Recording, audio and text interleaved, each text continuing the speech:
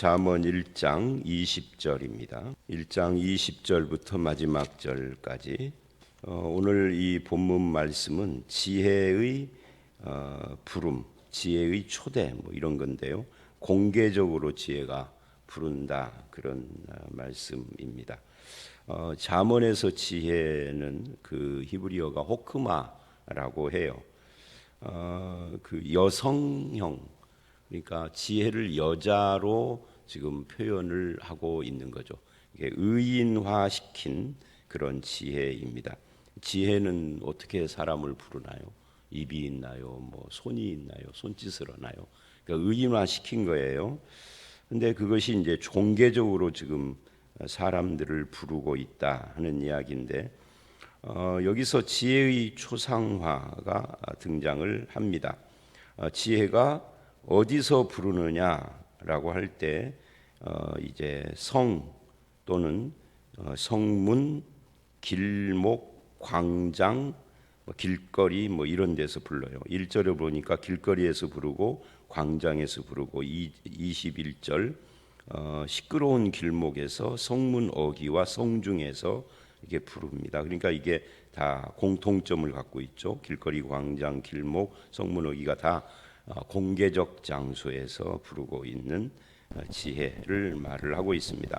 특히 우리가 여기서 이제 주목해야 할 것이 성문 어귀와 라고 그러는데 성문 어귀와 성중에서 그러는데 성문 어귀라는 것은 이제 이게 다른 곳에서는 성문이 어떤 것으로 쓰이느냐면 그 룻기에도 그렇고 다른 그 룻기와 롯도 성문에 앉아 있었다 이런 말을 하잖아요.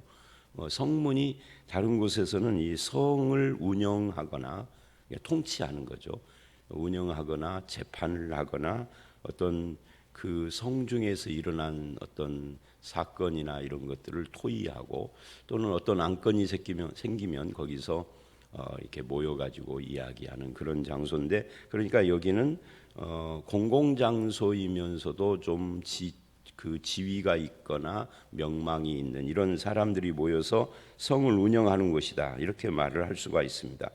그러니까 이 길거리, 광장, 성문 어귀, 길목, 성중 이런 표현을 쓰는 것은 지혜가 공공생활의 영역에 존재하고 있다 하는 것을 지금 보여주고 있는 거죠. 이것은 또 한편은 다 알아들을 수 있는 곳에 지혜가 있다는 의미도 됩니다. 그러니까 지혜는 어려운 것이 아니다는 거죠. 모두 알아들을 수 있고 공개되어 있고 공공장소에 있고 그러기 때문에 지혜는 어떤 몇몇 특수한 지위나 지식이나 학식 또는 어떤 특수한 인물들이 가지고 있는 전유물이라기보다는 모든 사람에게 열려 있다는 것을 지금 이렇게 20절, 21절에서 말을 하고 있습니다. 그렇기 때문에 누구든지 마음을 열면은 다 이 지혜를 접촉할 수 있고 발견할 수 있고 그러는 거죠. 그런데 문제는 이제 22절 어리석은 자들은 그렇지 않다. 공개돼 있다 해놓고는 어리석은 자들은 이렇게 말을 하는 거예요. 누구나 다 마음만 열면 알 수 있는 걸 어리석은 자들은 거부하고 모르고 그렇다. 어리석은 자들은 누구냐? 이 어리석은 자들, 거만한 자들, 미련한 자들 이들은 다 어떻게 보면은 동류예요. 어리석은 자는 거만하기도 하고 미련하다는 거죠. 그래서 어리석은 자는 어리석음을 좋아하고 거만한 자는 거만을 기뻐하고 미련한 자는 지식을 미워하니 이 세 종류의 사람들은 이 공개되어 있는 지식을 거부하는 자들이죠. 어리석고 거만하다. 자기가 알고 있는 것이 전부 다다라고 생각을 하고 남의 말이나 지혜의 말에, 특히 지혜의 말에 귀를 기울이지 않는 사람들입니다. 언제까지 그러고 있겠느냐라고 지금 책망하고 있어요. 그리고 23절 나의 책망을 듣고 돌이키라. 그러니까 지혜의 책망 말하고 있는 거죠. 지혜의 음성을 듣고 분별하여 돌이켜야 한다 하는 이야기인데, 이 지혜는 은밀한 지식도 아니고 어떤 종교적인 그 각자 알아서 결정을 해야 할 어떤 견해나 신비한 체험 이런 것도 아니고 하나님의 지혜는 삶 속에 우리의 인간관계나 일상 속에서 계속 들려오고 있다 그래요. 그래서 나의 책망을 듣고 돌이키라. 내가 나의 영을 너희에게 부어주며 내 말을 너희에게 보이라. 나의 영을 부어주고 내 말을, 그러니까 영과 말, 이것은 지금 동의어로 쓰이고 있는 겁니다. 그러니까 이 영을 부어준다 하는 것이 성령을 의미할 수도 있고요. 예를 들면 에베소서에서 우리가 성령 충만할 때 이 성령 충만을 골로새서 3장에서 에베소서 5장과 골로새 3장이 같은 이야기를 하거든요. 거의 비슷한데 한 가지만 틀려요. 에베소서에서 성령 충만이 골로새서에서는 똑같은데 말씀 충만, 성령이 아니라 말씀 충만으로 사용을 해요. 이 무슨 말이냐면 에베소서 골로새서를 쌍둥이 서신이라고 그러는데 성령 충만이 말씀 충만과 어떤 관계가 있다는 것을 말하는 겁니다. 여기서도 내 영을 부어주는 것이 내 말을 너희에게 보이는 것과 어떤 관계가 있는 거예요.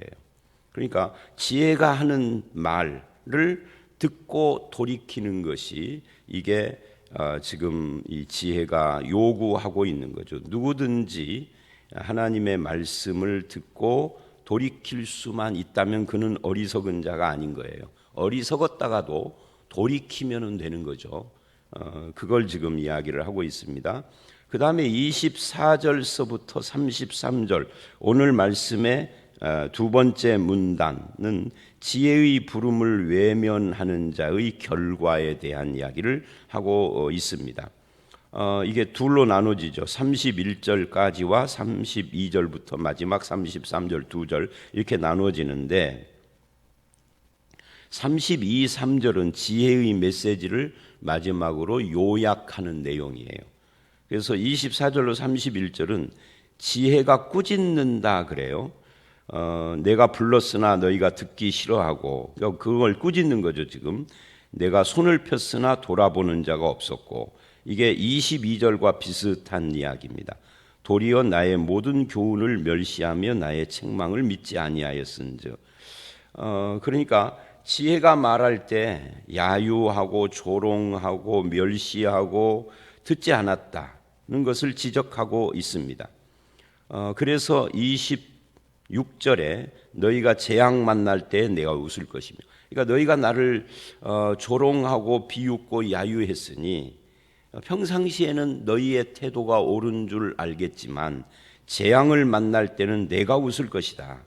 두려움이 임할 때 내가 비웃으리라 하고 이게 이제 지혜의 반응을 24, 5절에 대한 26절의 반응을 이야기하고 있어요. 그러니까 지혜가 이제 꾸짖고 있는 거죠. 과거의 어떤 그들의 태도를 가지고 장차 임할 재난을 말하고 있는 겁니다. 27, 8절 너희 두려움이 광풍같이 임하겠고 너희 재앙이 폭풍같이 이르겠고 근심과 슬픔이 임하리니 그러니까 두려움, 재앙, 근심, 슬픔 이게 연속적으로 쭉 이야기를 하죠.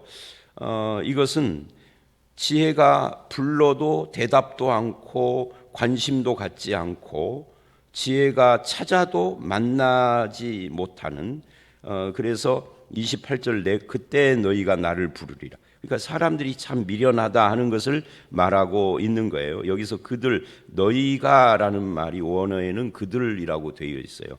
그때 그들이 나를 부르리라 그래요. 근데 어쨌든 간에 이 사람들은 미련해서 평상시에는 지혜를 가까이 하지 않습니다. 지혜가 무슨 말을 해도 듣지 않고 야유하고 조롱을 합니다. 그러다가 막상 일이 터져서 자기 삶에 어려움이 있으면 그때 이제 지혜를 부르고 찾고 관심을 갖고 하는데 그때는 지혜가 대답을 않겠다는 거예요. 그러니까 이게 굉장히 우리에게 큰 도전이고 교훈이 되죠. 그러니까 이 지혜는 어려울 때 찾으면 안 되고 물론 어려울 때는 그럼 찾지 말아야 되느냐 그게 아니고 어려울 때 찾아야 되지만 어려울 때 찾는 지혜가 응답을 하게 하려면 어렵지 않은 평상시 때도 찾아야 어려울 때도 대답하는 거죠. 이 구조를 지금 보면. 근데 사람들은 미련해서 어려움이 없을 때는 안 찾아. 안 찾다가 어려움이 오면 그때 찾는데 그때는 살짝 조금 좀 이제 문제가 생기는 거죠. 뭐 어떤 분은 그래도 늦지는 않았다라고 말할 수 있지만 그 말이 맞긴 맞지만 그러나 지금 이 본문은 이 평상시에 지혜가 부를 때 응답을 했어야 된다라고 지금 말하고 있는 겁니다. 그래서 이제 그런 이야기를 지금 하고 있는 거예요. 그때 너희가 나를 불러도 대답하지 않겠다. 찾아도 만나지 못할 것이다 라고 이야기를 합니다. 이제 여기쯤 해서 우리는 그러면 이 지혜가 뭘까? 지혜라는 말은 그냥 지혜 호크마 그대로인데 이 지혜가 보니까 이 의인화돼 가지고 지금까지 읽은 이 말씀들 중에서 이렇게 쭉 다시 지혜를 정리를 해보면은 이 지혜가 대단한 존재예요. 왜요? 아까 우리가 본 것처럼 23절 같은 데서 나의 영을 너희에게 부어주면 내 말을 너희에게 보이리라 하니 이 지혜가 그냥 지혜가 아닌 거예요. 지혜 자체는 비인격이지만 그걸 의인화했고 그것이 영을 부어주고 말을 준다 그래. 그래서 이 지혜는 사실은 하나님이라고 할 수 있습니다. 그러니까 이걸 지혜를 이제 하나님이라고 고치고 한번 생각을 해보죠. 다시 이 하나님이라고 바꿔서 한번 이야기를 해보면 하나님은 사람들이 사는 곳 어디서든지 만날 수 있고 들을 수 있고 볼 수 있고 그렇다. 20절, 21절 성문 어귀에도 있고 광장 길거리에도 있고 그런데 어리석은 자들은 하나님을 좋아하지 않습니다. 거만해서 기뻐하지 않습니다. 미워합니다. 하나님의 말씀도 미워하고 그래서 하나님께서 돌이키라고 책망을 합니다. 그 영을 부어주시고 말씀을 보여주십니다. 그렇게 부르지만 그들은 싫어합니다. 손을 펴도 돌아보지 않습니다. 멸시하고 책망을 안 받아들입니다. 그래서 막상 일이 터져 문제가 생겼을 때 하나님이 비웃으시며 외면하겠다라고 지금 말을 하고 있는 겁니다. 지금 지혜를 하나님으로 다 바꿔서 다시 생각을 해보는 거예요. 두려움이 임하고 재앙이 임하고 근심, 슬픔이 임했을 때야 그들이 하나님을 부를 텐데 그때는 대답 않고 찾아도 안 만나주겠다 이러는 거예요. 하나님으로 바꿔도 다 말이 통하죠. 그래서 이 지혜는 하나님이라고도 말할 수 있다 하는 겁니다. 그래서 하나님과의 관계는 평상시에 계속되어야 하지 어려움이 있을 때 액땜하듯 하면은 안 된다는 거죠. 하나님이라고 하든 그냥 지혜라고 하든 신앙생활이 그런 거예요. 근데 정말 삶이 괜찮을 때 아무 문제 없을 때는 하나님과의 관계를 완전히 이렇게 거부한 것은 아닌데 살짝 소홀히 하는 경향을 가지고 있다가 문제가 생기면 이제 그때서야 허겁지겁 하는데 그런 신앙생활을 해서는 안 되겠다 하는 도전을 받는 거예요. 그 다음에 29절 30절은 이유입니다. 이유. 여기서도 대저 너희가 그렇게 이야기를 하는데 이 너희가 그 원어에는 그들이에요. 그들이 너희가 뭐 그렇게 해도 뭐 상관은 없는데 지식을 미워하고 여호와 경외하기를 즐거워하지 않는다. 교훈을 받지 않는다. 여기 보세요. 지식, 여호와 경외, 나의 교훈. 이 세 개는 또 동의어로 쓰이고 있는 겁니다. 그러니까 이 지식은 생물에 대한 지식, 뭐 우주에 대한 지식, 인체 세포에 대한 지식, 뭐 이런 지식을 말하는 게 아닙니다. 또는 뭐 사회학적인 지식, 무슨 과학적인 이런 것이 아닙니다. 철학을 모른다는 뭐 지식을 미워한다, 철학을 미워한다 이런 의미가 아닙니다. 이 지식, 이 잠언에서 말하는 이 지식은 하나님과 거의 동의어로 쓰이고 있잖아요. 그러니까 하나님을 아는 지식 이런 것들을 말하는 거고 하나님이 말하는 지식 뭐 이런 것일 수 있고요. 하나님을 아는 지식이에요. 이것이 여호와를 경외하는 지식이죠. 그래서 지식을 미워하고 여호와 경외하는 것을 즐거워하지 않는다. 여호와 경외가 지혜의 근본인데, 잠언은 이게 이제 잠언뿐만 아니라 잠언 전도 아가, 특히 잠언 전도 아가가 아니라 잠언 전도 욥기, 이 세 책 지혜 문서는, 지혜서들은 여호와를 경외하는 것이 지혜와 지식의 근본이다. 이게 핵심이에요, 사실은. 근데 그 여호와 경외하기를 즐거워하지 않는, 여호와 경외가 뭐예요? 경외라는 것이 첫 시간 어제 그저께 처음 잠언하면서도 살짝 말을 했지만, 단어 자체는 두려워하는 거예요. 두려움. 근데 이 성경에서, 특히 구약에서 쓰일 때에는 두려움이란 의미만 있는 게 아니라 그거보다는 하나님 앞에 사는 걸 경외라고 그래요. 그러니까 신약식으로 말하면 신앙생활을 말하는 거죠. 그런데 하나님 앞에 산다, 즉 눈에 보이지 않는데 하나님이 내 앞에 계시는 것처럼 말하고 행동하고 사는 거예요. 그게 경외예요. 요셉이 대표적인 예죠. 하나님 앞에 죄 지을 수 없다, 이런 태도. 하나님 어디 있는데 안 보이는데 부처님은 저기 있구만, 그죠? 안 움직이는 부처, 말도 않는 부처, 감정도 없고 반응도 못 보이는 부처는 저기 있네, 지금 돌로 세워졌네. 하나님은 어디 있는데? 우리 앞에 있어. 네 눈앞에 계셔. 그러니까 하나님을 경외해야 돼. 그 하나님을 두려워할 줄 알아라, 그 말이잖아요. 이 두려움이 막 벌벌 떨어라가 아니라 그 하나님을 두려워할 줄 알아라. 즉 하나님의 존재를 인정하면서 살아야 된다. 너 말하는데 하나님이 너 보고 있는 거 알고 그 말하는 거야. 그런 뜻이죠. 하나님을. 근데 그것을 뭐예요? 기뻐하지 않는 거예요. 하나님을 의식하고 살면 어떻게? 그 하나님을 의식하고 살면 내가 지금까지 살아왔던 거 다 바꿔야 되는데, 아이고, 난 그렇게 못 살아. 숨 막혀. 이런다, 그 말이죠. 그 즐거워하지 않는다. 하나님을 아는 지식을 싫어한다, 미워한다. 나의 교훈을 받지 않는다. 여기서 나는 이제 지혜인데, 이게 하나님이라고 하면은 하나님의 교훈을 안 받는 거죠. 나의 책망을 업신여기며, 하나님 있긴 어디 있어? 하나님의 말씀 어긋났다고? 그래서 어쩌다고? 나는 살고 싶은 대로 내 마음대로 살고 싶어. 내 인생 내 거야. 이런다, 그 말이죠. 근데 그것을 악인이라고 성경은 그러는 거예요. 성경은 악인이 엄청난 죄악을 저지른 자만 악인이라고 하는 게 아니에요. 하나님을 무시하고 사는 모든 자를 악인이라고 그래요. 시편 1편을 보면 여호와의 말씀을 즐거워하지 않는 자를 악인이라고 그러거든요. 그죠? 자, 다시. 그래서 29절 30절은 왜 저들이 그렇게 지혜를 싫어하고 듣기 싫어하고 멸시하고 책망을 안 받고 그러다가 일이 생겼을 때야 부르지만 이렇게 이 함정에 빠져버렸느냐 하면은 평상시에 여호와 경외하기를 즐거워하지 않았기 때문이다.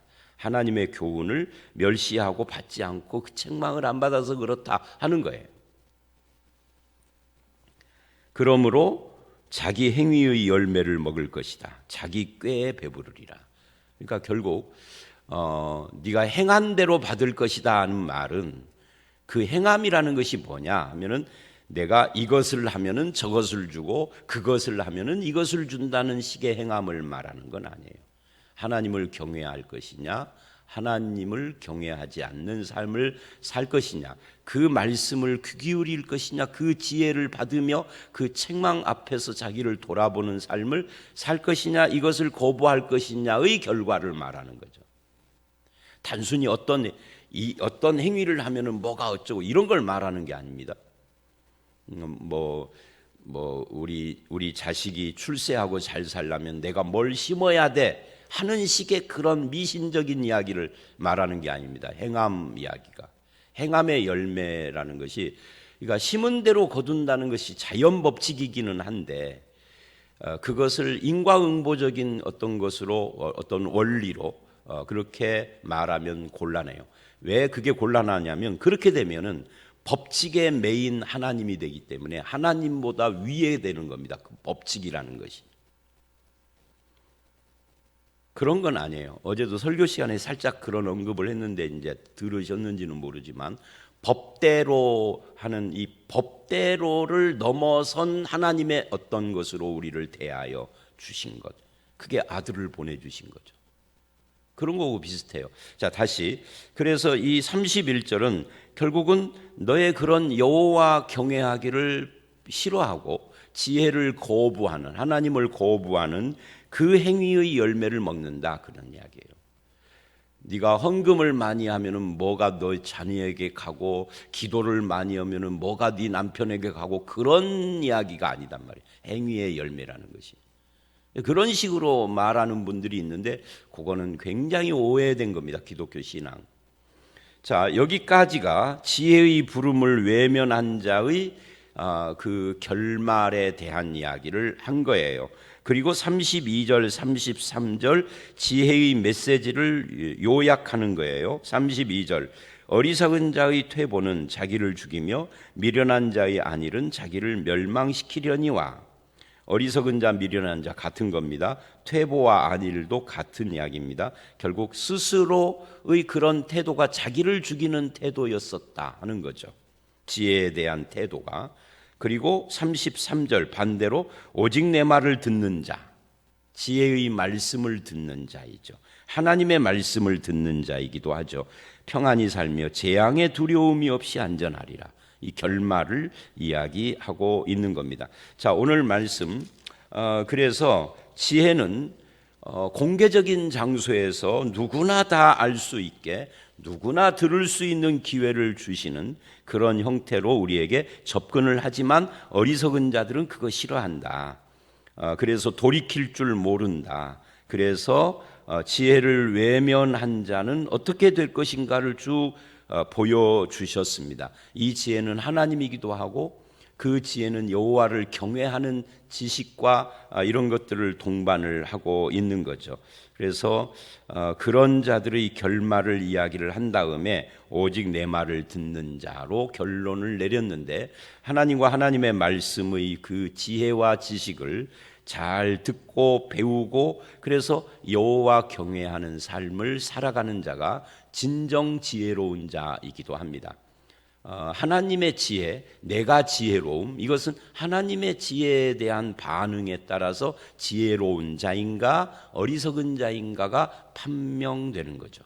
저와 여러분의 삶이 하나님의 말씀과 하나님의 뜻을 잘 듣고 경외하는 삶으로 살아가시는 그런 성도들이 되시기를 주의 이름으로 축원합니다. 함께 기도하겠습니다. 하나님, 지혜는 우리를 부르고 있고 누구든지 지혜에 대하여 귀 기울일 수 있는 그런 은혜를 베푸시지만 어리석은 자, 거만한 자, 미련한 자들은 싫어하고 기뻐하지 아니하고 교훈을 멸시하고 하나님의 말씀을 듣지 않는 걸 봤습니다. 아버지 하나님, 그러다가 재앙이 임할 때에야 하나님을 찾고 지혜의 말씀을 붙들려고 하지만 아버지 하나님께서는 늘 평상시에 어느 때든지 우리가 주님을 경외하며 그 말씀에 귀 기울이기를 더 원하시는 것도 알았습니다. 우리가 이제 늘 하나님을 가까이 하고 그 말씀에 귀를 기울이며 늘 하나님을 경외하는 삶, 하나님 앞에서 우리의 삶을 늘 비춰보며 믿음으로 살아가는 그런 성도가 되게 해 주시옵소서. 지혜의 말씀을 잘 듣는 자가 복 있는 자인데 우리의 마음을 열어주시고 우리의 귀를 열어주시고 볼 수 있도록 눈을 열어주셔서 주님과 동행하기를 간절히 소원하옵고 예수님 이름으로 기도드려 싸움나이다. 아멘.